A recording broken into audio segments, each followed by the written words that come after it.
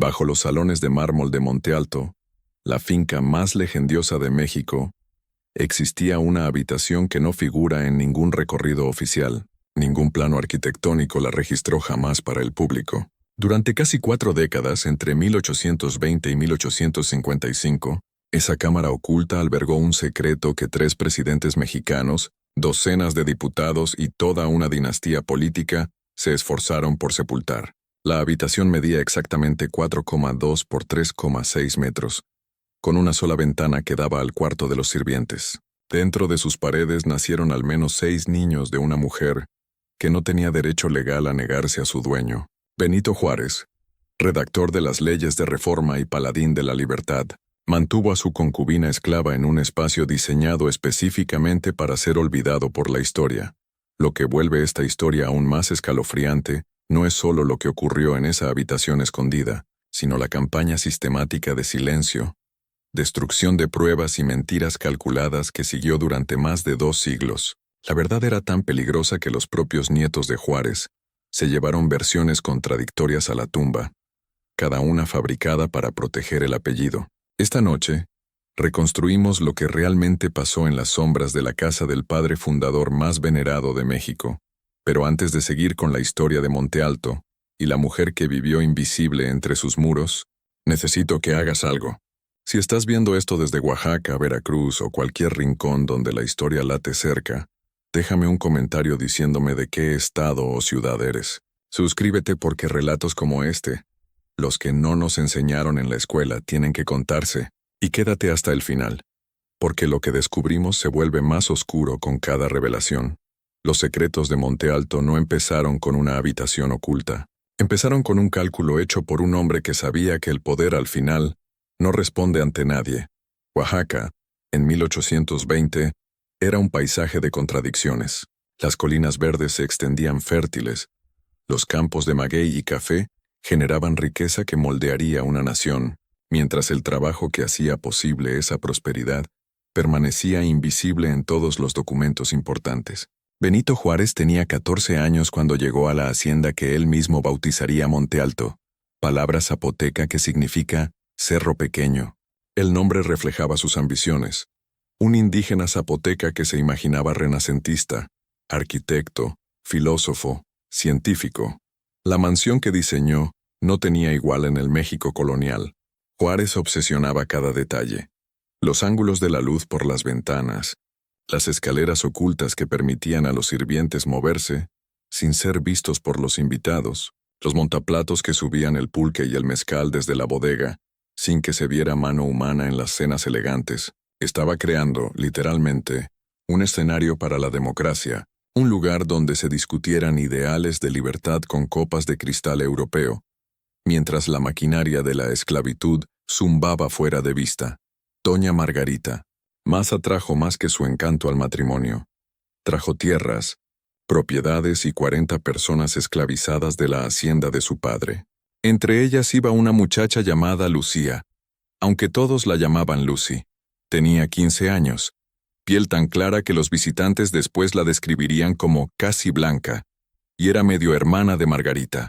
Don Antonio Maza, padre de Margarita, había engendrado a Lucy con una mujer esclava llamada María Santos después de enviudar. Esto hacía a Lucy propiedad de Margarita, y a la vez, su sangre, una contradicción que nadie en la alta sociedad oaxaqueña reconocería en voz alta. La familia Santos ocupaba una posición peculiar en Monte Alto. Eran sirvientes de casa, no peones de campo, entrenados en oficios especializados. Los hermanos de Lucy eran mayordomos, cocineros, herreros. Su madre, María, dirigía a los demás esclavos. Hablaban francés, tocaban instrumentos, conocían los protocolos para recibir a la élite veracruzana, pero seguían siendo propiedad, sujetos a venta, castigo o cualquier uso que su dueño decidiera. En aquellos primeros años, Lucy era parte de la maquinaria doméstica, una muchacha que aprendió a ser invisible estando a plena vista. Atendía a Margarita, cuya salud era frágil. Embarazos seguidos, cada parto la debilitaba más. La mansión reflejaba su declive. Habitaciones quedaban sin terminar. La construcción se detenía y reiniciaba según los caprichos y fondos de Juárez. Había espacios en la casa en perpetua transición. alcobas que aparecían en un plano y desaparecían en el siguiente. Vale entender qué representaba Monte Alto para Benito Juárez. No era solo una casa, era una declaración filosófica. La llenó de inventos, curiosidades, fósiles, artefactos mayas. Instaló un reloj de 7 días en el vestíbulo que marcaba no solo la hora, sino el día de la semana. Diseñó su cama en un nicho entre 2 habitaciones, para levantarse y ponerse a trabajar de inmediato. Todo era eficiencia, control, la ilusión de que una mente racional podía ordenar el mundo en armonía perfecta. Pero bajo esa racionalidad había dependencias que Juárez nunca reconocería públicamente. Toda la hacienda funcionaba con mano de obra esclava, más de 120 personas en su apogeo. Y él escribía apasionadamente contra la esclavitud, mientras compraba, vendía y criaba seres humanos para sostener su estilo de vida. Calculaba que las mujeres esclavas producían un 5% de retorno anual mediante sus hijos. Anotaba esos cálculos en sus libros de campo, junto a rotaciones de cultivos y registros del clima. La contradicción no parecía molestarlo, o quizá lo perturbaba tanto que construyó toda una arquitectura de negación a su alrededor. La comunidad de Oaxaca entendía esas contradicciones sin discutirlas. Cada hacendado vivía la misma mentira. Eran caballeros ilustrados, patriotas que hablaban de libertad mientras su riqueza se asentaba en trabajo robado y vidas robadas. El acuerdo tácito era simple. No examinamos demasiado los cimientos de nuestra civilización. Cuestionar los compromisos morales de un hombre exigiría cuestionar los de todos. Fue en ese mundo donde Lucy Santos desapareció, no por un evento dramático, sino por el simple hecho de que mujeres como ella, que vivían como ella, nunca debían ser visibles en el registro histórico. El 18 de julio de 1872, Margarita Maza murió 4 meses después de dar a luz a su 6º hijo. Solo 3 sobrevivieron la infancia. La causa oficial, complicaciones del parto. Pero en Monte Alto todos sabían que llevaba años apagándose, su cuerpo agotado por los embarazos y los veranos húmedos de Oaxaca. El duelo de Juárez fue absoluto. Testigos lo describieron encerrado 3 semanas, saliendo solo para caminatas donde parecía no ver el mundo. Quemó todas las cartas de su esposa, como si borrando sus palabras borrara su sufrimiento. Antes de morir, Margarita le hizo prometer algo a Juárez. Las palabras exactas nunca se registraron, pero la tradición familiar sugiere que le pidió no volver a casarse. La idea de una madrastra gobernando a sus hijos era insoportable. Juárez cumplió esa promesa a los 44 años que le quedaban de vida, pero las promesas, como los planos arquitectónicos, pueden tener significados ocultos y espacios secretos. En los meses posteriores, la casa cayó en un caos controlado. Juárez se lanzó a la política, aceptando cargos que lo alejarían de Monte Alto años enteros. Los niños necesitaban cuidado. La hacienda, administración. Lucy Santos, ahora de 19 años, vio su rol cambiar de formas que meses antes habrían parecido impensables. En 1847 Juárez asumió como gobernador de Oaxaca. Se llevó a su hija mayor, Manuela, consigo. Los menores quedaron en Monte Alto al cuidado de parientes. París en los 1840 era una revelación para Juárez, ciudad de cultura, filosofía, ideas revolucionarias. Se movía en círculos que incluían a los futuros arquitectos de la Revolución Francesa, hombres que hablaban de libertad, igualdad, derechos del hombre, la hipocresía de su situación, un esclavista predicando libertad. Parece no haberle preocupado, o quizá le preocupaba tanto, que impulsó la compartimentación meticulosa que caracterizó toda su vida. En 1850, Juárez llamó a su hija menor, Susana, a reunirse con él en París. Una niña de 8 años no podía cruzar el Atlántico sola. La persona elegida para acompañarla fue Lucy Santos, ahora de 25 años. La elección fue deliberada. Lucy era alfabetizada. Hablaba algo de francés, se consideraba confiable. También era medio hermana de Margarita, creando un lazo familiar que todos reconocían en privado y nadie mencionaba en público. El viaje duró 7 semanas. Cuando llegaron a París algo había cambiado, o quizá había cambiado mucho antes. En los espacios silenciosos de Monte Alto, donde el duelo, la cercanía y el poder absoluto creaban su propia lógica. París le ofreció a Lucy algo imposible en México, la realización de que, bajo la ley francesa, era libre. Cualquier esclavo que pisara suelo francés quedaba automáticamente emancipado. Podía haberse quedado, Algunos historiadores sugieren que Juárez se lo explicó. Otros creen que lo descubrió por la comunidad de afroamericanos libres en París. Lo que sabemos con certeza es que Lucy quedó embarazada en París. Tenía aproximadamente 16 años. Benito Juárez tenía 44 y era uno de los mexicanos más prominentes en Europa. La relación, si podemos llamarla así, existía en un espacio donde el consentimiento era imposible. Juárez era dueño de Lucy, dueño de su madre, sus hermanos, sus futuros hijos. En México no tenía derecho legal a negarse. En París tenía la libertad al alcance. Pero volver a América significaba volver a la esclavitud. Años después, el hijo de Lucy, José María Santos, contaría lo que su madre le dijo sobre París. Negoció, dijo José María. Lucy aceptó volver a México a cambio de la promesa de que cualquier hijo que tuviera con Juárez sería liberado al cumplir 21 años. Era el único poder que tenía. La amenaza de quedarse en Francia, de hacer pública la relación en un lugar donde destruiría la reputación de Juárez entre los revolucionarios que cortejaba. Si Juárez realmente prometió eso o si José María construyó un relato que le daba agencia a su madre en una situación imposible, nunca lo sabremos con certeza. Lo que importa es lo que pasó después. En octubre de 1852, Lucy Santos volvió a México, embarazada del hijo de Juárez, volvió a la esclavitud, volvió a una casa que sería su prisión los próximos 38 años. La habitación que sería suya estaba en un espacio peculiar de la arquitectura de Monte Alto, ubicada en la dependencia sur. Conectaba con la casa principal mediante el complejo sistema de corredores de servicio. Los visitantes de Monte Alto recorrían los espacios públicos, admiraban los inventos de Juárez y su biblioteca, sin saber que los sirvientes esclavos vivían en un laberinto de pequeñas cámaras excavadas en la ladera, habitaciones que no aparecían en ningún plano publicado. La habitación de Lucy tenía una ventana estrecha que daba luz, pero miraba hacia el lado opuesto a la entrada principal, lejos de donde los invitados pudieran vagar. Estaba amueblada con sencillez, una cama, una mesita, una silla. Según los estándares de vivienda esclava, era cómoda. Según los estándares de humanidad, era una jaula forrada de muselina y engaño. El primer hijo que Lucy le dio a Juárez murió en la infancia, alrededor de 1853. No hay registro de ese niño en los meticulosos libros de campo de Juárez, donde anotaba el nacimiento de cada esclavo de la hacienda. Esa ausencia es en sí un registro, un silencio que habla de los esfuerzos extraordinarios para mantener oculta la relación.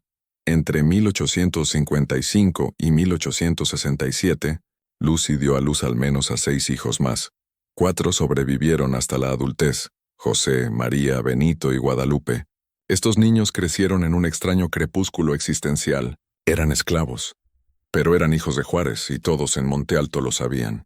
Recibieron entrenamiento en oficios especializados. Aprendieron a leer y escribir, ilegal para esclavos en México, pero esencial para la visión de Juárez sobre su futuro. Se mantenían cerca de la casa principal. Rara vez trabajaban en el campo, y eran lo bastante claros de piel para que, una vez libres, pudieran pasar por blancos en la sociedad mexicana. Juárez nunca reconoció públicamente a esos hijos. Ni una vez en miles de páginas de cartas, diarios y documentos, mencionó a Lucy Santos como algo más que inventario. Sin embargo, la evidencia de su relación estaba por todas partes. Invitados comentaban sobre los niños esclavos en Monte Alto, que se parecían asombrosamente a Juárez. Un visitante anotó que la pequeña María Santos parecía gemela de la hija blanca de Juárez, Manuela. Esas observaciones se escribían, se susurraban y luego se enterraban bajo capas de convención social y amnesia deliberada. La propia Lucy se convirtió en un fantasma dentro de los muros de Monte Alto. A diferencia de otros esclavos, nunca aparecía en relatos de visitantes, no servía comidas, no saludaba invitados, no participaba en ningún aspecto público de la vida hacendaria. Existía en esa habitación oculta, emergiendo solo cuando Juárez estaba presente, desvaneciéndose cuando viajaba a la Ciudad de México o recibía aliados políticos.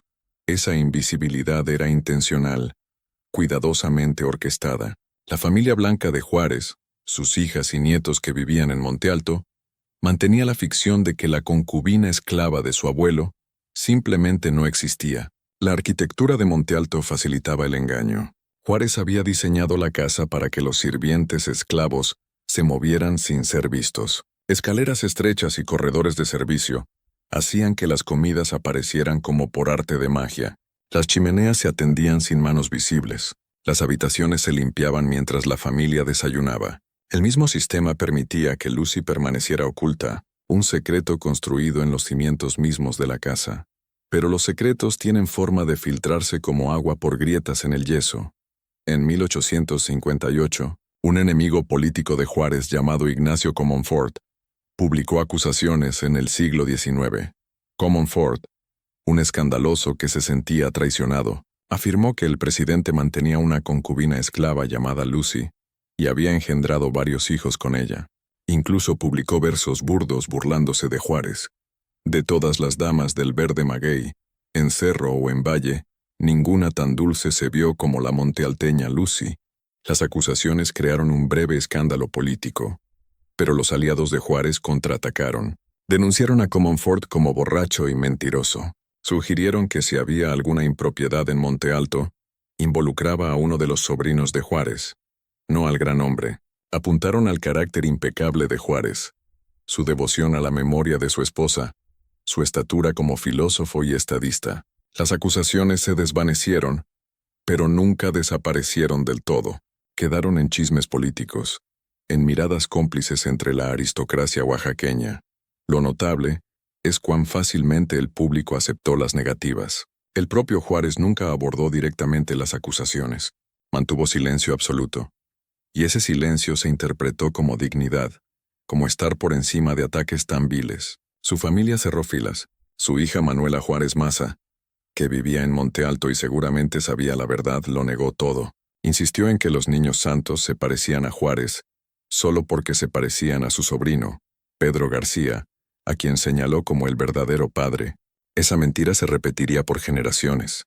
Una ficción cuidadosamente mantenida, que permitió a los descendientes de Juárez preservar su reputación. Mientras tanto, en su pequeña habitación en la dependencia sur de Monte Alto, Lucy Santos seguía existiendo en las sombras. Tenía unos 40 años en 1858 cuando estalló el escándalo. Madre de niños que eran a la vez esclavos y privilegiados, viviendo una vida de constricción extraordinaria y horror silencioso. No podía irse. No podía hablar públicamente. Toda su existencia dependía de mantener la ficción de su propia invisibilidad. La habitación misma merece examen. Arqueólogos históricos que excavaron Monte Alto a finales del siglo XX descubrieron los cimientos de la dependencia sur. Esas cámaras ocultas donde vivían los sirvientes esclavos. Encontraron botones, fragmentos de cerámica, frascos de medicina, el detrito material de vidas vividas fuera de la vista de la historia. La habitación específica de Lucy nunca se identificó definitivamente, pero sabemos que existió. Sabemos que vivía apartada de otros esclavos, en un espacio que conectaba directamente con los aposentos privados de Juárez, mediante esos corredores secretos. Sabemos que la arquitectura estaba diseñada para mantenerla cerca y oculta a la vez. Piensa en lo que esto significa. Cada elección arquitectónica de Juárez, cada corredor, escalera, pared en ángulo, servía dos propósitos. La casa era un escenario para ideales ilustrados y una máquina para ocultar verdades vergonzosas. La misma ingeniosidad que aplicó a sus inventos, sus estanterías giratorias, camas ocultas, la aplicó a esconder a Lucy Santos, la habitación donde vivió, donde dio a luz a sus hijos, donde pasó décadas de su vida. Fue diseñada desde el principio para ser olvidada. A medida que Benito Juárez envejecía, las contradicciones de su vida se volvían más pronunciadas. Sirvió 2 periodos como presidente de 1858 a 1872, liderando la joven nación mientras mantenía su arreglo doméstico secreto. Cartas de ese periodo revelan a un hombre cada vez más ansioso por su legado. Empezó a organizar sus papeles, quemando correspondencia que consideraba demasiado privada, curando cuidadosamente el registro documental que le sobreviviría. Debió saber que la verdad sobre Lucy Santos representaba un peligro para su reputación. La pregunta es si alguna vez consideró que ese peligro valía la pena confrontarlo honestamente. En 1872, Juárez se retiró permanentemente a Monte Alto. A los 66 años era un anciano para su época, cada vez más frágil y agobiado por deudas que lo perseguirían hasta la muerte. La hacienda ya no era rentable.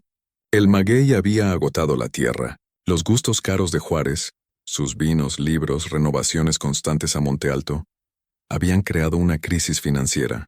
Sin embargo, seguía manteniendo a más de 120 personas esclavizadas, calculando su valor como activos incluso mientras profesaba despreciar la institución de la esclavitud. Lucy Santos estaba en sus últimos 30 años, más allá de la edad en que la mayoría de las mujeres esclavas sobrevivían, dadas las condiciones brutales de la vida hacendaria. Pero ella había sido protegida de lo peor de esa brutalidad. Sus hijos crecían. José, el mayor sobreviviente, aprendía carpintería. María se entrenaba en textiles, hilado y tejido. Benito y Guadalupe, los menores, aún eran niños, pero ya recibían educaciones que los distinguían de otros esclavos en la hacienda. Los nietos blancos de Juárez, que vivieron en Monte Alto durante esos años de retiro, dejaron relatos contradictorios. Algunos insistieron en que nunca vieron a Lucy Santos, que era solo otra sirvienta que se mantenía en segundo plano. Otros admitieron que sabían de su existencia, pero afirmaron que no tenía estatus especial. Una nieta, Elena Juárez García, escribiría cartas más tarde negando vehementemente cualquier relación entre Juárez y Lucy, insistiendo en que los niños Santos eran hijos del sobrino de Juárez. Esas cartas son notables por su pasión, su desesperación por proteger la reputación de un hombre muerto a costa de una verdad obvia. Pero había grietas en la negación unificada de la familia. Pedro López, un hombre esclavo que trabajó en Monte Alto, testificaría más tarde que los niños de Lucy eran de Juárez. El propio José María Santos daría una entrevista en 1903 describiendo su linaje con naturalidad, explicando cómo su madre había negociado en París por la libertad de sus hijos. Esos relatos se desestimaron en su momento como poco confiables, testimonios de exesclavos que podrían tener motivos para mentir. Pero ahora, con distancia histórica y evidencia de ADN, los reconocemos como verdad. El aspecto más escalofriante de este periodo es la naturaleza sistemática del encubrimiento. No era solo Juárez ocultando la verdad, era toda su familia, sus aliados políticos, la comunidad de Oaxaca y, eventualmente, los historiadores que escribieron su primera biografía. Todos con poder e influencia, trabajaron consciente o inconscientemente para mantener la ficción. Lucy Santos tenía que permanecer invisible, porque reconocerla significaba reconocer que Benito Juárez, campeón de la libertad, era un hipócrita del más alto calibre. Significaba confrontar el hecho de que el hombre que escribió "El respeto al derecho ajeno es la paz" era dueño de sus propios hijos. En 1874, José Santos cumplió 21 años y simplemente se alejó de Monte Alto. Cruzó a territorio libre y desapareció en la sociedad blanca. Juárez registró su partida en su libro de campo con una sola palabra: fugado. Era mentira. Por supuesto, José no huyó. Se fue con el permiso implícito de Juárez, cumpliendo cualquier promesa hecha en París años atrás. 2 años después, María hizo lo mismo. Juárez le dio 50 pesos de plata y arregló su pasaje en diligencia al norte. Desapareció en la sociedad blanca, eventualmente casándose con un hombre blanco que nunca supo su verdadero linaje. Benito y Guadalupe, los menores, fueron liberados formalmente en el testamento de Juárez. Esto era inusual. La mayoría de los esclavos en Monte Alto fueron vendidos tras la muerte de Juárez para pagar sus deudas, pero estos 2 jóvenes hijos de Juárez recibieron su libertad por escrito.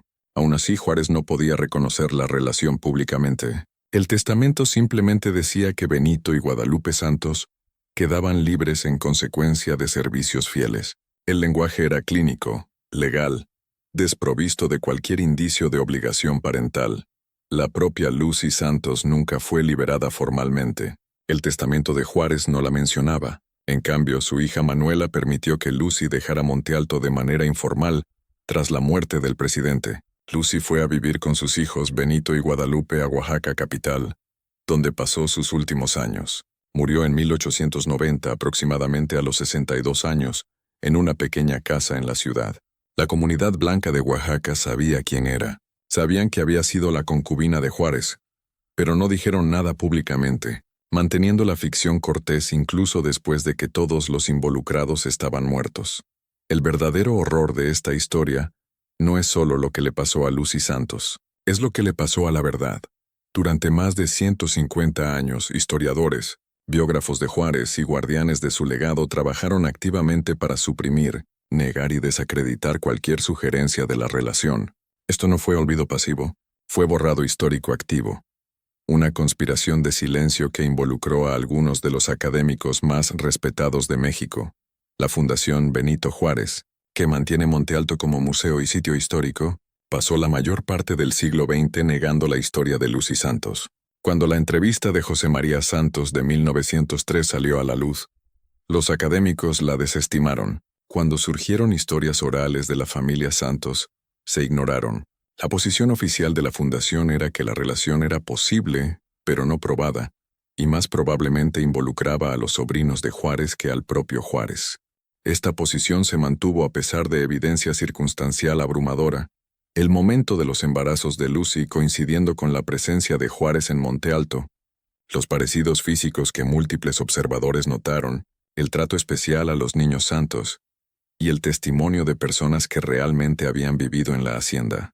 ¿Por qué importaba tanto? Porque Benito Juárez es fundacional para la identidad mexicana. Redactó las leyes de reforma, encarnó ideales ilustrados, representaba lo mejor a lo que aspiraba la generación independentista. Admitir que poseía e impregnaba repetidamente a una mujer esclava desde que ella tenía 14 años y él estaba en sus 40, significaba admitir que toda la mitología fundacional estaba construida sobre una mentira. Significaba confrontar la realidad de que los hombres que escribieron elocuentemente sobre libertad estaban, simultáneamente comprometidos, en uno de los mayores crímenes de la historia, la conspiración. Para ocultar la verdad tenía muchas capas. La familia inmediata de Juárez, como discutimos, lo negó todo. Pero el encubrimiento se extendió mucho más allá de ellos. Los primeros biógrafos de Juárez tuvieron acceso a evidencia de la relación Santos, pero eligieron no incluirla en sus obras publicadas. Juzgaron que tal información dañaría la reputación de Juárez y, por lo tanto, dañaría a la nación misma. La lógica era circular y autoservicial.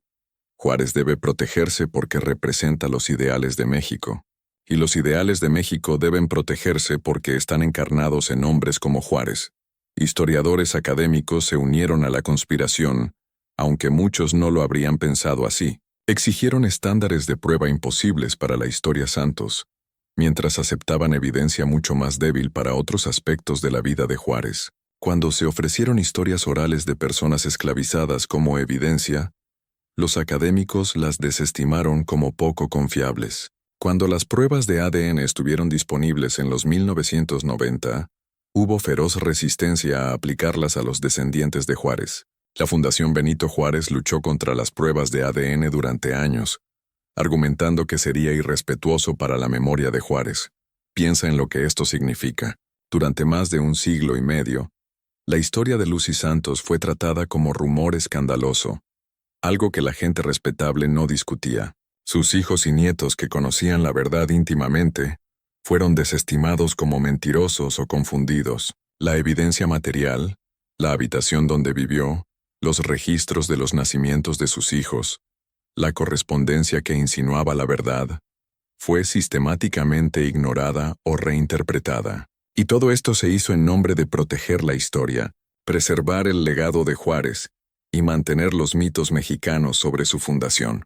La habitación misma, esa cámara oculta en la dependencia sur de Monte Alto, se convirtió en una manifestación física de esta negación histórica. Después de la reforma, cuando Monte Alto cayó en desuso, la dependencia sur se deterioró. Las habitaciones donde vivían los esclavos se derrumbaron. Quedaron cubiertas por vegetación, literalmente enterradas bajo tierra y tiempo. Cuando la Fundación Benito Juárez comenzó a restaurar Monte Alto a principios del siglo XX, se enfocaron en la casa principal, los espacios públicos, las áreas donde el genio arquitectónico de Juárez era más visible. Los cuartos de los sirvientes quedaron enterrados. No fue hasta 1941 que arqueólogos comenzaron a excavar la dependencia sur. Encontraron cimientos de habitaciones, artefactos de la vida diaria, evidencia del mundo oculto que sostenía la elegante fachada de Monte Alto. Pero incluso entonces, incluso al descubrir esos espacios, los historiadores y curadores no los conectaron con Lucy Santos. Los describieron genéricamente como cuartos de sirvientes. y siguieron adelante. La habitación específica donde Lucy vivió, donde dio a luz a los hijos de Juárez, permaneció sin identificar y sin marcar.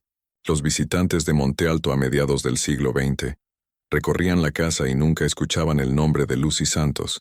A los guías turísticos se les instruía no mencionarla. Si los visitantes preguntaban sobre las acusaciones de Comonfort de 1858, los guías estaban entrenados para desestimarlas como calumnias políticas.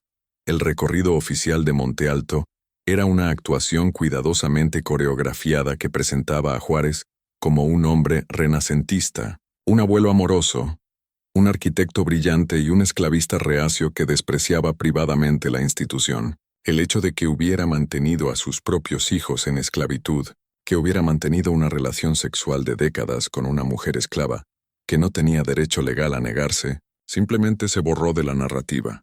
Este borrado requirió esfuerzo constante. Nuevas evidencias seguían surgiendo. Investigadores descubrieron los libros de campo de Juárez, que registraban los nacimientos de los hijos de Lucy, y correlacionaban perfectamente con la presencia documentada de Juárez en Monte Alto. Encontraron registros de gastos de Juárez mostrando trato especial para la familia Santos. Analizaron el momento de los embarazos y los viajes de Juárez encontrando correspondencia perfecta. Cada pieza de evidencia se explicaba, reinterpretaba o simplemente ignoraba.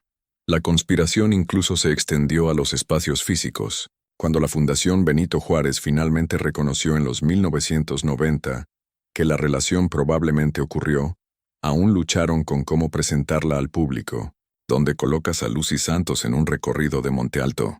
¿Cómo discutes la violación de una adolescente esclava por el tercer presidente de México sin destruir completamente su reputación? La solución de la Fundación fue un compromiso. Reconocieron la relación, pero enfatizaron que no podemos saber si fue consensual, como si el consentimiento fuera posible en tales circunstancias. Mencionaron a Lucy Santos, pero mantuvieron el foco en la grandeza de Juárez. La verdad comenzó a filtrarse mucho antes de la muerte de Benito Juárez, pero la conspiración para contenerla ya estaba en marcha. En 1858, cuando Ignacio Comonfort publicó sus acusaciones en el siglo XIX, Juárez tomó una decisión calculada: silencio absoluto. No dignificaría las acusaciones con una respuesta. Sus aliados políticos se movilizaron de inmediato, inundando periódicos con negativas, asesinatos de carácter contra Comonfort y explicaciones alternativas. La estrategia fue brillante en su simplicidad: hacer tanto ruido alrededor de la acusación que la acusación misma se perdiera en el caos.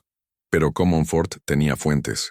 Había hablado con personas que habían visitado Monte Alto, que habían visto a Lucy Santos, que habían notado los parecidos entre Juárez y ciertos niños esclavos. Sus descripciones eran demasiado específicas para ser pura invención.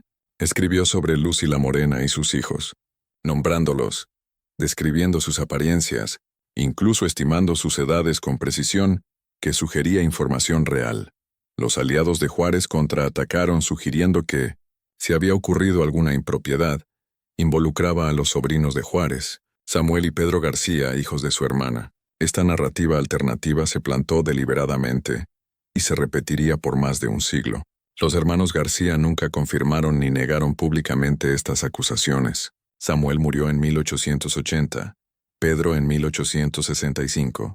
Ninguno dejó declaración sobre la paternidad de los hijos de Lucy.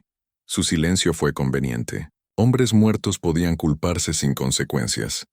La hija de Juárez, Manuela Juárez Maza, que vivió en Monte Alto durante toda la relación de su padre con Lucy, se convirtió en la principal arquitecta de la narrativa García. Les dijo a sus hijos que Pedro García era el padre. Se lo dijo a los visitantes. Se lo dijo a cualquiera que preguntara. La mentira se convirtió en evangelio familiar. Lo que Manuela sabía y nunca podía reconocer públicamente era que había vivido en la misma casa que la concubina esclava de su padre durante décadas. Había visto a Lucy embarazada, había visto nacer a los niños, había notado los parecidos que los visitantes comentaban, pero reconocer esto significaba reconocer que su padre, el gran Benito Juárez, era un hipócrita que predicaba libertad mientras mantenía a sus propios hijos en esclavitud. Significaba reconocer que su herencia, Monte Alto mismo, estaba construida sobre trabajo robado y violencia sexual. Así que mintió y enseñó a sus hijos a mentir. Y esos hijos enseñaron a sus hijos. El propio Juárez fue a su tumba sin abordar nunca las acusaciones. Murió el 18 de julio de 1872, exactamente 50 años después de la promulgación de las leyes de reforma. El simbolismo fue ampliamente notado. Juárez, autor del documento fundacional de México, muriendo en su aniversario. Los periódicos lo elogiaron como patriota, filósofo, estadista. Ningún obituario importante mencionó a Lucy Santos o el escándalo que había perseguido su presidencia. La conspiración de silencio había triunfado, pero la muerte trajo complicaciones que Juárez no había anticipado completamente. Murió profundamente endeudado, más de 200,000 pesos, una suma astronómica para 1872. Monte Alto y todo en él tendrían que venderse para satisfacer a los acreedores. Esto incluía a las personas esclavizadas, más de 120 seres humanos que serían subastados para pagar los gustos caros de Juárez, sus vinos, libros y ambiciones arquitectónicas. El testamento de Juárez hizo provisiones para que solo 5 personas esclavizadas fueran liberadas: Benito Santos, Guadalupe Santos y 3 sobrinos de Lucy. El lenguaje era cuidadosamente neutral. Quedaban libres por sus servicios fieles, no porque fueran hijos de Juárez. La propia Lucy Santos no fue mencionada en el testamento. Esta omisión fue deliberada. Liberar formalmente a Lucy habría requerido explicar por qué merecía este privilegio, cuando otras mujeres esclavas en Monte Alto, no. Habría llamado la atención sobre su estatus especial, levantando preguntas que la familia de Juárez desesperaba evitar.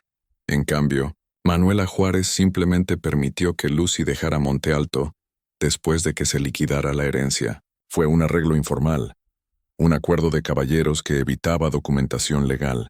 Lucy fue a vivir con sus hijos Benito y Guadalupe en Oaxaca capital, existiendo en una especie de área gris legal, no formalmente esclava, pero tampoco oficialmente libre. La subasta de las personas esclavizadas de Monte Alto tuvo lugar en enero de 1873, 6 meses después de la muerte de Juárez. Familias fueron separadas. Niños vendidos lejos de padres, maridos separados de esposas. La venta fue brutal y exhaustiva. El legado financiero de Juárez, la deuda que dejó atrás, se pagó en carne humana. Las personas esclavizadas que habían construido Monte Alto lo mantenían. Hacían posible la vida de ocio filosófico de Juárez. Fueron dispersadas por Oaxaca y más allá. Muchos sabían la verdad sobre Lucy Santos y Juárez. Pero ¿quién escucharía el testimonio de personas esclavizadas en una subasta? La habitación donde Lucy había vivido quedó vacía, cerrada, olvidada. Monte Alto mismo se vendió en 1875 a un hombre llamado James Thompson, que no tenía conexión con Juárez y ningún interés en preservar la finca como santuario. La casa cayó en desuso. Los ingeniosos sistemas mecánicos que Juárez había instalado se averiaron. Los jardines se volvieron salvajes. La dependencia sur, donde los esclavos habían vivido en esas cámaras ocultas, comenzó a colapsar. El clima y el abandono hicieron lo que la familia de Juárez no pudo. Borraron la evidencia física de la existencia de Lucy en Monte Alto. Lucy Santos murió en 1890, aproximadamente a los 62 años. El periódico de Oaxaca publicó una breve nota. Lucy Santos, mujer de color, falleció. Ninguna mención de su conexión con Juárez. Ningún reconocimiento de los hijos que le había dado a uno de los fundadores de México. Fue enterrada en una tumba sin marcar en el Panteón de Monte Alto, un cementerio para negros libres y blancos pobres en Oaxaca. La ubicación de su tumba no se registró con precisión. En una generación, nadie podía decir con certeza dónde yacía Lucy Santos. Sus hijos se dispersaron, cada uno tomando decisiones diferentes sobre cómo navegar la libertad en un país que los definía por el estatus esclavo de su madre. Mientras negaba la identidad de su padre, José Santos desapareció completamente. En la sociedad blanca, se mudó al norte, cambió su nombre, se casó con una mujer blanca y nunca miró atrás. Sus descendientes crecerían blancos, sin saber que su ascendencia incluía tanto a Benito Juárez como a una mujer esclava llamada Lucy. Tomó esta decisión en algún momento antes de 1880. Los registros del censo de ese año lo listan viviendo en la Ciudad de México como hombre blanco trabajando como carpintero. Murió en los 1910, la fecha y ubicación exactas perdidas en la historia. María Santos, la única hija sobreviviente de Lucy, también pasó a la sociedad blanca. Juárez le había dado 50 pesos de plata y arregló su pasaje en diligencia a Veracruz en 1876, cuando cumplió 21 años. Desapareció en la población de la ciudad. Se casó con un hombre blanco y vivió como blanca el resto de su vida. Su esposo nunca supo su verdadero linaje. Cuando murió en algún momento de los 1920, fue enterrada como mujer blanca bajo su nombre de casada. El secreto se fue con ella a la tumba. Benito y Guadalupe Santos inicialmente permanecieron conectados con su madre y con la comunidad negra en Oaxaca. Ambos trabajaron como carpinteros, el oficio que habían aprendido en Monte Alto. Benito se casó con una mujer negra libre llamada María López en 1885. Tuvieron hijos, establecieron un hogar, vivieron abiertamente como negros en Oaxaca. Pero Oaxaca en los 1880 era cada vez más hostil a los negros libres. Las leyes se endurecían. Las restricciones se multiplicaban. El miedo a rebeliones de esclavos después de la guerra de castas en Yucatán hacía que los oaxaqueños blancos sospecharan de cualquier persona negra no bajo control blanco directo. En 1890, Guadalupe Santos y su familia dejaron Oaxaca por completo. Se mudaron a Chicago, Illinois, donde inicialmente vivieron como negros. Pero Chicago, aunque territorio libre, tenía sus propias restricciones raciales. En los 1900, Guadalupe tomó una decisión que borraría su ascendencia del registro histórico. Comenzó a identificarse como blanco. Cambió su nombre a Guadalupe H. Juárez, reclamando el apellido abiertamente por primera vez. Se mudó a Madison, Wisconsin, donde vivió como hombre blanco hasta su muerte en 1910. Sus hijos crecieron blancos, se casaron con cónyuges blancos, y sus descendientes no tenían idea de que llevaban la sangre de Benito Juárez, mezclada con la de una mujer esclava. Benito Santos permaneció en Chicago, viviendo como hombre negro, trabajando como carpintero, criando a su familia en la pequeña comunidad negra de la ciudad. Tenía 68 años en 1903. Cuando un editor de periódico local llamado John Wilkins lo entrevistó para el Chicago Defender, Benito contó su historia con naturalidad, sin dramatismo ni adornos. Describió a su abuela María Santos, a su madre Lucy, la relación con Benito Juárez que todos en Monte Alto sabían, pero nadie discutía públicamente. Explicó cómo su madre había negociado en París por la libertad de sus hijos. Nombró a sus hermanos, describió sus destinos. Habló sobre crecer en Monte Alto como hijo esclavo de Juárez. La entrevista se publicó el 13 de marzo de 1903. Debería haber sido una sensación. El hijo de Benito Juárez hablando en el registro sobre su linaje. Pero no lo fue. La mayoría de los periódicos lo ignoraron. Los pocos que lo notaron lo desestimaron como los balbuceos confusos de un viejo negro buscando atención. Los descendientes blancos de Juárez lo denunciaron como mentiras. Los historiadores que ya construían la narrativa heroica de Juárez, que dominaría los libros de texto por el próximo siglo, no vieron razón para tomar en serio el testimonio de Benito Santos. Era negro, era hijo de una mujer esclava, y su historia contradecía la ficción cuidadosamente mantenida sobre el carácter de Juárez. Benito murió en 1907, 4 años después de dar esa entrevista. Su testimonio fue olvidado, enterrado en los archivos de un periódico de Chicago que pocas personas leían. La verdad que contó se preservó en tinta y papel, pero bien podría haber sido enterrada con él. Nadie estaba escuchando. Para los 1910, la transformación del legado de Juárez estaba completa. Se había convertido en un santo secular de la democracia mexicana. Sus contradicciones suavizadas, su relación con Lucy Santos, reducida a rumor escandaloso que la gente respetable no discutía. Monte Alto había sido comprado en 1900 por un oficial naval estadounidense llamado Jefferson Monroe Levy, que comenzó a restaurar la propiedad. Levy estaba interesado en preservar el legado arquitectónico de Juárez, no en excavar verdades incómodas sobre personas esclavizadas. La dependencia sur, donde Lucy había vivido, permaneció colapsada y cubierta de vegetación. La conspiración para ocultar a Lucy Santos nunca se formalizó en documentos o reuniones. No necesitaba hacerlo.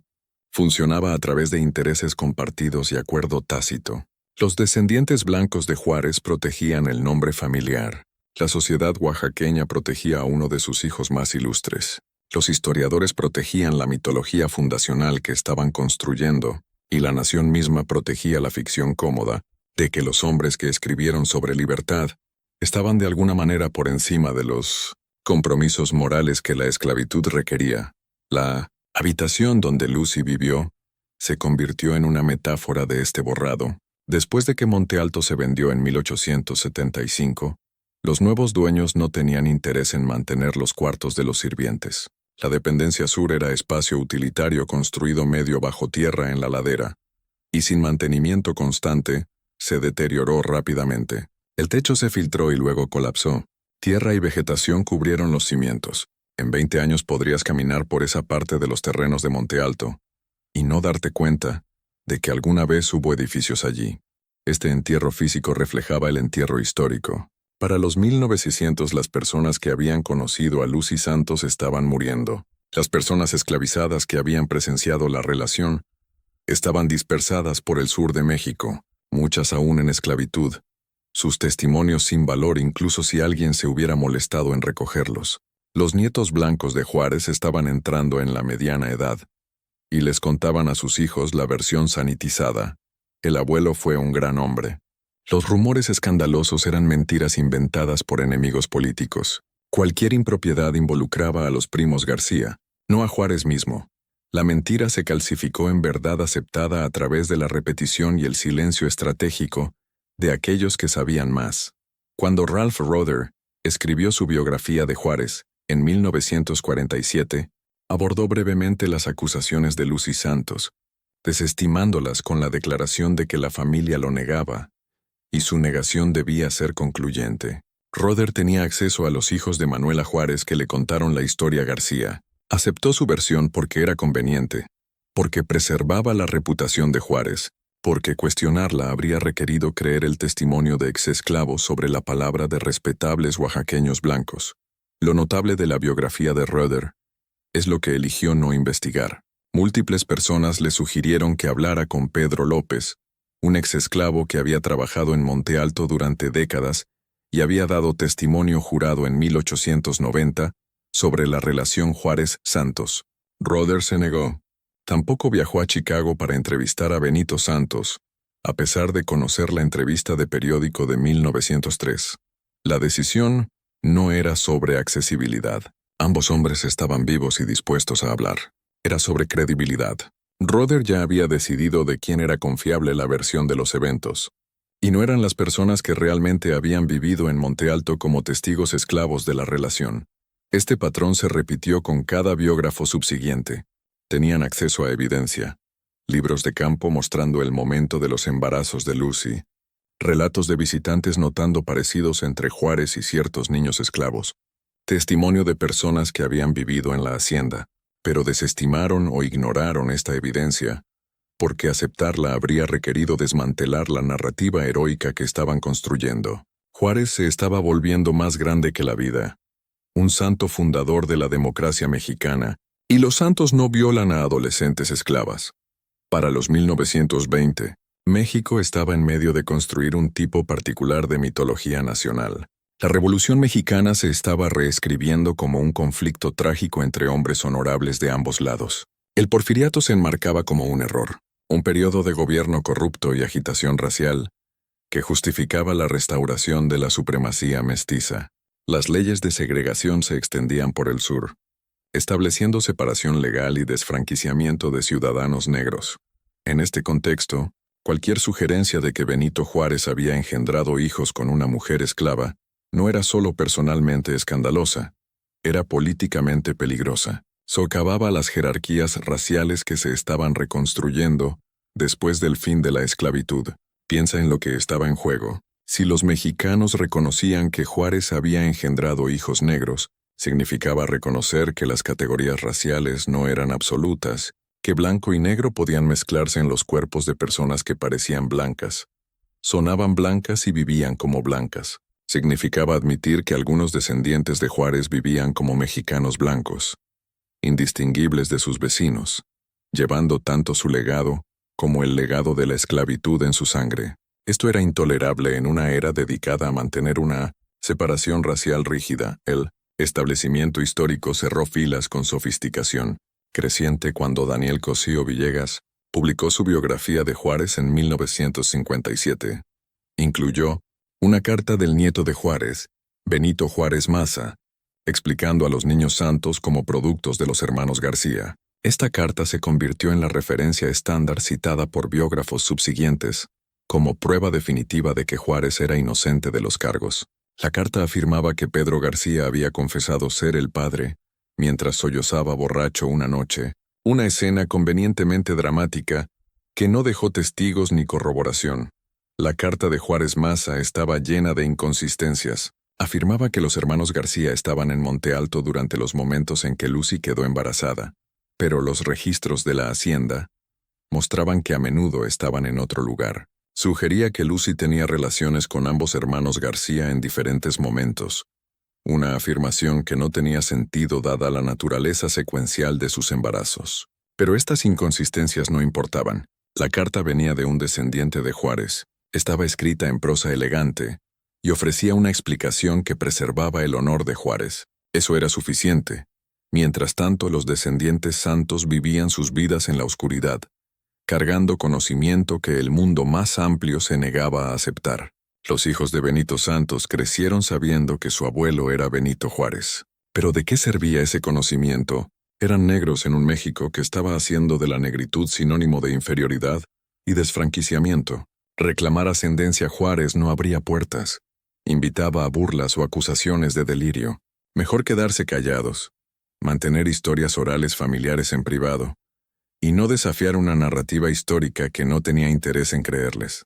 La hija de Benito, Elena Santos López, nacida en 1885, vivió toda la transformación de la imagen de Juárez de hombre Floyd a santo secular. Vio cómo los historiadores escribían libros celebrando a su abuelo, sin reconocer su existencia o la de su padre. Vio cómo Monte Alto se convertía en un destino turístico donde los visitantes aprendían sobre el genio de Juárez, mientras los cuartos donde su abuela había vivido colapsaban en ruinas. Murió en 1961, habiendo vivido 76 años sabiendo una verdad que la nación había decidido olvidar. Los descendientes de Guadalupe, viviendo como blancos en Wisconsin, tenían un tipo diferente de silencio que mantener. Sabían la historia familiar de que descendían de Benito Juárez, a través de una mujer esclava llamada Lucy Santos. Pero decir esta verdad significaba admitir que tenían ascendencia negra en una era de definiciones raciales cada vez más rígidas. La regla de una gota se estaba convirtiendo en ley en muchos estados, definiendo a cualquiera con cualquier ascendencia africana como negro, sin importar la apariencia. Wisconsin no era inmune a estas actitudes. Los bisnietos de Guadalupe veían cómo sus vecinos hablaban casualmente sobre la inferioridad de la raza negra, sobre los peligros de la mezcla racial, sobre la importancia de mantener la pureza blanca. Se quedaron callados para protegerse, para proteger a sus hijos, para mantener su lugar en la sociedad blanca. Este silencio tuvo consecuencias que se extendieron por generaciones. Los tataranietos de Guadalupe, nacidos en los 1920 y 1930, crecieron sin saber su ascendencia completa. Sus padres habían decidido que el secreto era demasiado peligroso para compartir. Estos niños se casaron con cónyuges blancos, tuvieron hijos blancos, y la conexión Juárez Santos se perdió en esa rama de la familia por completo. Se convirtieron exactamente en lo que Benito Juárez había imaginado cuando permitió que sus hijos escaparan a la sociedad blanca, mexicanos blancos sin conexión visible con la esclavitud o la negritud, su ascendencia borrada tan completamente como si Lucy Santos nunca hubiera existido. La habitación en Monte Alto yacía enterrada bajo tierra y vegetación, visitada por nadie, recordada por nadie excepto quizá algunos residentes negros ancianos de Oaxaca, que tenían padres o abuelos que una vez vivieron en esclavitud en la hacienda. Pero sus recuerdos no contaban, no estaban escritos, no fueron recogidos por historiadores, no se consideraron confiables, incluso si alguien se hubiera molestado en preguntar. El registro histórico estaba siendo escrito por y para personas blancas y mestizas, y las personas blancas y mestizas habían decidido que Benito Juárez era inocente. Considera lo que se requería para mantener esta ficción. Cada historiador que escribió sobre Juárez Tuvo que ignorar o desestimar la evidencia documental.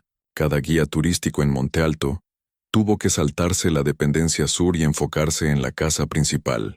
Cada autor de libros de texto tuvo que presentar a Juárez como campeón de la libertad sin mencionar a las cientos de personas que mantuvo en esclavitud o a los hijos que engendró con una mujer esclava. La conspiración requería mantenimiento activo constante, no a través de coordinación explícita, sino a través del compromiso compartido con una versión particular de la historia mexicana. Para 1920, el 50 aniversario de la muerte de Juárez se acercaba, y la nación preparaba elaboradas celebraciones. El aniversario se convirtió en una ocasión para reflexionar sobre el legado de Juárez, para alabar sus contribuciones a la democracia, para cimentar su lugar en el panteón de héroes mexicanos. Se dieron discursos, se propusieron monumentos, se publicaron artículos académicos. Ninguna de estas conmemoraciones mencionó a Lucy Santos. El escándalo que una vez había amenazado la presidencia de Juárez había sido tan completamente suprimido que la mayoría de los mexicanos menores de 40 nunca habían oído hablar de él. Monte Alto mismo se había convertido en un símbolo del patrimonio mexicano. La finca estaba siendo mantenida como un santuario por su nuevo dueño, Jefferson Monroe Levy, que la abrió a turistas y curó cuidadosamente lo que verían y aprenderían. Los recorridos se daban enfatizando el genio de Juárez y sus innovaciones arquitectónicas. Los visitantes caminaban por la casa principal, admiraban sus inventos, se paraban en su estudio donde escribió cartas a otros fundadores, aprendían sobre su presidencia, su papel en la expansión del territorio mexicano a través de la intervención francesa, su fundación de la Universidad Nacional. La historia presentada era heroica, sin complicaciones, inspiradora. La ruta del recorrido estaba diseñada para mostrar la brillantez de Juárez mientras evitaba verdades incómodas. Los visitantes veían su cama en el nicho entre dos habitaciones, su diseño inteligente permitiéndole levantarse e inmediatamente comenzar a trabajar. Veían el gran reloj en el vestíbulo con sus pesos de cañón marcando los días de la semana. Veían su máquina poligráfica, que hacía copias de sus cartas mientras las escribía. Todo enfatizaba la ingeniosidad de Juárez, su mente racional, sus contribuciones a la civilización. El recorrido terminaba en los jardines donde los visitantes podían admirar las vistas que Juárez había diseñado y apreciar su integración de arquitectura con paisaje. Lo que no veían era la dependencia sur. Los cuartos de sirvientes colapsados permanecían cubiertos de vegetación. No eran parte del recorrido, no eran parte de la historia. Si un visitante curioso preguntaba dónde vivían las personas esclavizadas, los guías turísticos gesticulaban vagamente hacia la ladera y mencionaban que los cuartos de sirvientes habían existido pero ya no estaban en pie. La implicación era que esos espacios no eran importantes, no valían la pena preservar, no eran centrales para entender a Juárez o Monte Alto. El borrado estaba completo y parecía permanente. Ningún guía turístico mencionaba a Lucy Santos. Ninguna exhibición discutía a las personas esclavizadas que construyeron Monte Alto. Lo mantuvieron. Hicieron posible la vida de ocio e búsqueda intelectual de Juárez. La narrativa presentada era de Juárez como genio solitario, como si sus inventos y escritos hubieran emergido de intelecto puro, sin la carga del trabajo de otros. Las cientos de personas esclavizadas que hicieron funcionar Monte Alto, que cocinaron las comidas, atendieron las chimeneas, limpiaron las habitaciones, trabajaron los campos, criaron el ganado, eran invisibles en este relato. Y Lucy Santos, que había vivido en la casa durante casi 4 décadas, que había dado a luz a los hijos de Juárez en esa habitación oculta, fue borrada más completamente de todas. Este borrado se extendió más allá del propio Monte Alto. Para 1930, los libros de texto de historia usados en escuelas mexicanas presentaban a Juárez sin complejidad o contradicción. Los niños aprendían que escribió las leyes de reforma, que creía en la libertad y la igualdad, que era un hombre renacentista de talentos notables. No aprendían nada sobre la esclavitud en Monte Alto, nada sobre Lucy Santos, nada sobre la distancia entre los ideales de Juárez y sus acciones. Los libros de texto presentaban una versión sanitizada diseñada para inspirar patriotismo y orgullo, no para fomentar el pensamiento crítico sobre los compromisos morales de la generación independentista. La Universidad Nacional, que Juárez había fundado y diseñado, se convirtió en otro sitio de borrado.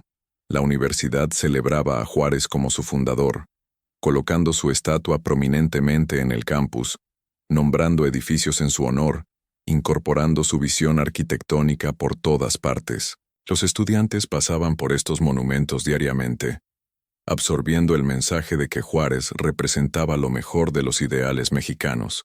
La universidad no discutía a las personas esclavizadas que habían construido el campus, que habían servido a los primeros estudiantes, que habían hecho posible la operación temprana de la universidad.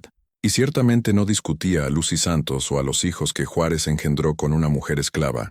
En 1921, la exposición del centenario en la Ciudad de México incluyó una exhibición masiva sobre Benito Juárez, celebrando el centenario de la independencia. La exhibición presentaba documentos, artefactos y descripciones reverentes de la visión y liderazgo de Juárez. Millones de visitantes pasaron aprendiendo sobre Juárez como estadista heroico y líder visionario. Ni un panel mencionaba a Lucy Santos, ni un artefacto hacía referencia a las personas esclavizadas en Monte Alto. La exhibición era pura hagiografía, transformando a una figura histórica complicada en un ícono sin manchas. Esta transformación fue intencional y estratégica. México a principios del siglo XX necesitaba héroes. Necesitaba padres fundadores que representaran ideales sin contradicción. La nación estaba expandiendo su poder global, afirmándose como una fuerza para la democracia y la civilización. Tener padres fundadores que también eran esclavistas y violadores complicaba esa narrativa. Mucho más simple olvidar silenciosamente las partes incómodas y enfocarse en la retórica inspiradora sobre libertad e igualdad. La familia Santos observaba todo esto desde los márgenes. Los nietos de Benito, viviendo en Chicago y otros estados del Medio Oeste, mantenían sus historias orales, pero no encontraban audiencia para ellas. Cuando intentaban decirle a la gente que descendían de Benito Juárez, se encontraban con incredulidad u hostilidad. Los mexicanos blancos no querían oír que Juárez tenía descendientes negros. Los mexicanos negros a menudo tampoco lo creían. Las afirmaciones parecían demasiado grandiosas, demasiado convenientes, demasiado como las fantasías que algunas personas construían para lidiar con el trauma de la esclavitud. Así que el conocimiento se volvió privado, compartido solo dentro de las familias, pasado de abuelos a nietos en conversaciones tranquilas. No hables de esto públicamente, no esperes que nadie te crea, solo conoce tu historia, presérvala, pásala. Tal vez algún día importe, tal vez algún día alguien escuche, pero por ahora, en 1930, en un México comprometido con la segregación racial y con la mitología heroica sobre sus fundadores, no había espacio para la verdad sobre Lucy Santos. La habitación permanecía enterrada bajo tierra y tiempo, una manifestación física de la negación histórica.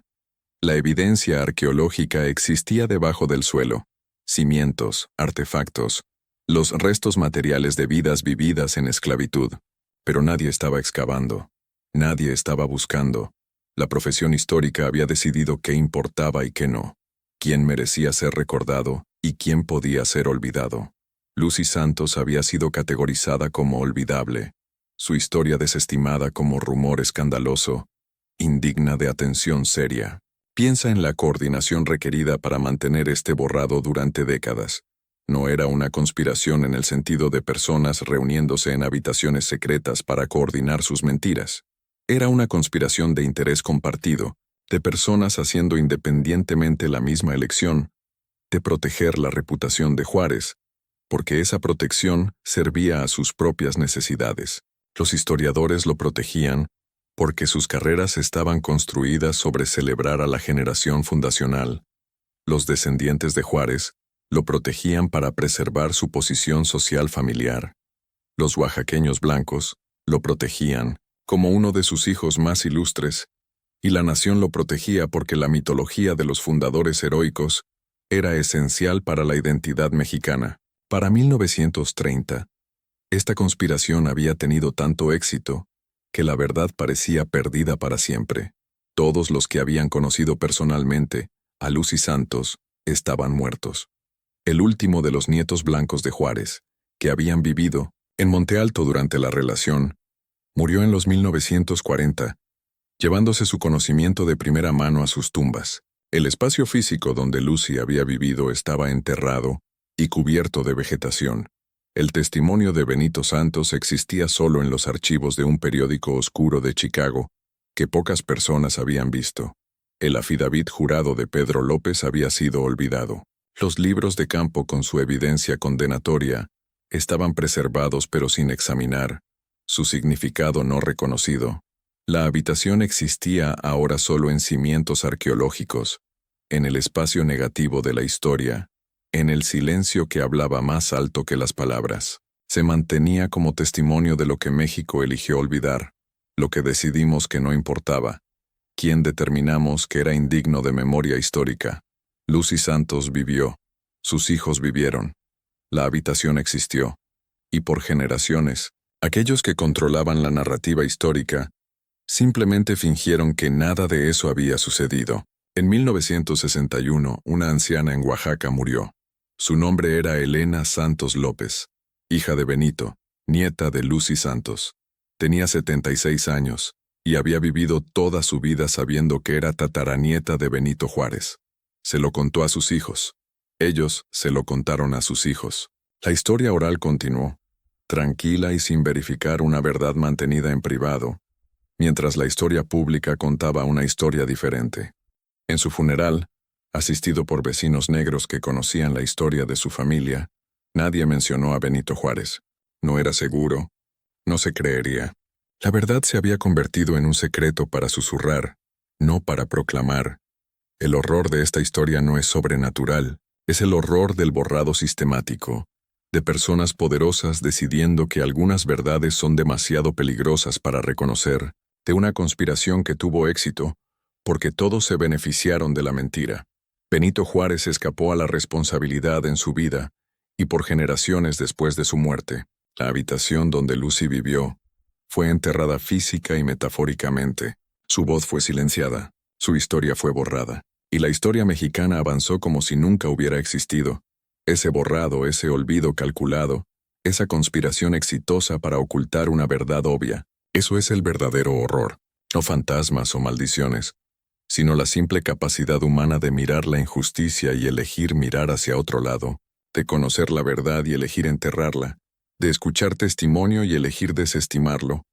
La habitación era real, Lucy era real, los niños eran reales, y la conspiración para negar todo eso también era real, mantenida a través de generaciones por personas que valoraban la reputación sobre la verdad, la mitología sobre la historia, la comodidad sobre la justicia.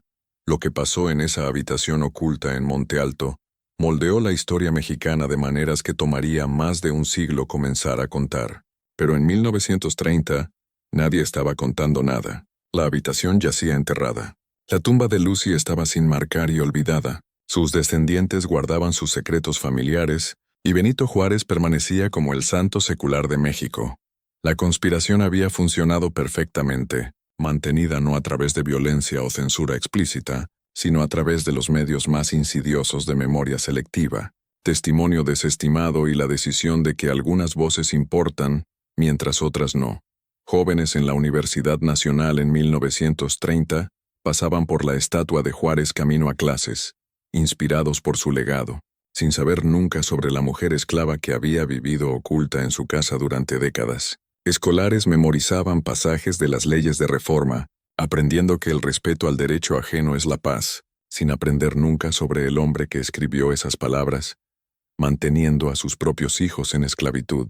Turistas visitaban Monte Alto, maravillándose con el genio de Juárez, caminando sobre tierra que ocultaba las ruinas de la habitación donde Lucy Santos había vivido. La habitación esperaba en la oscuridad bajo tierra y vegetación, sosteniendo secretos que la nación había decidido que no quería saber.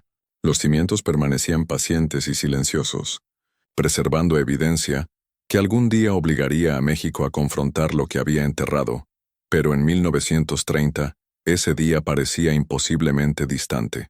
La conspiración había tenido éxito más allá de las posibles imaginaciones de Juárez. Su reputación estaba segura, su legado celebrado, y la mujer que había llevado a sus hijos estaba olvidada tan completamente que la mayoría de los mexicanos nunca habían oído su nombre.